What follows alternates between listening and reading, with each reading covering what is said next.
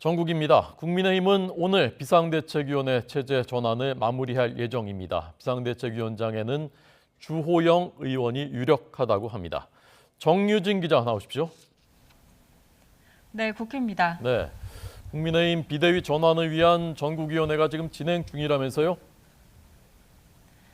국민의힘 전국위원회 제적위원은 700명이 넘는데요. 오늘 회의는 코로나19 확산세 등을 고려해 오전 9시부터 비대면 온라인 방식으로 진행되고 있습니다.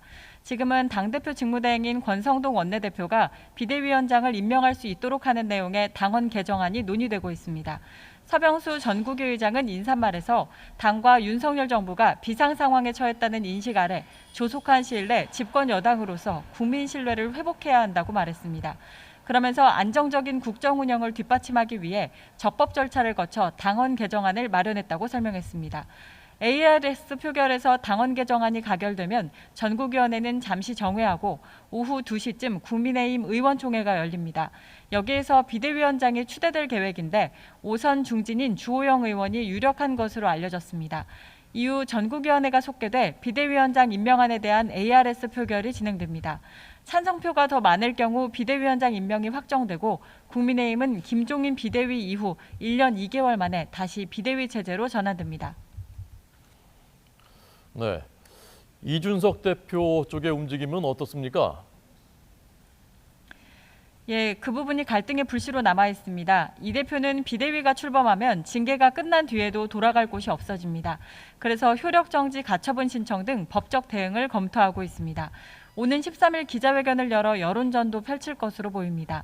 친 이준석계로 오늘 아침 라디오에 출연한 김용태 최고위원은 이 대표가 비대위 체제 전환에 대한 가처분 신청을 검토하고 있는 것으로 보이고 의지도 크다고 밝혔습니다. 일부 당원들도 법적 대응을 준비하고 있습니다.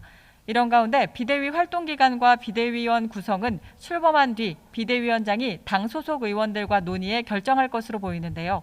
비대위 활동 기간은 차기 당대표를 선출하는 전당대회 개최 시점과 맞물린 문제라 관심이 쏠립니다. 네, 민주당은 당대표 후보들이 오늘 토론회 한다면서요? 예, 오늘 하루 두 차례 방송 토론에서 맞붙습니다.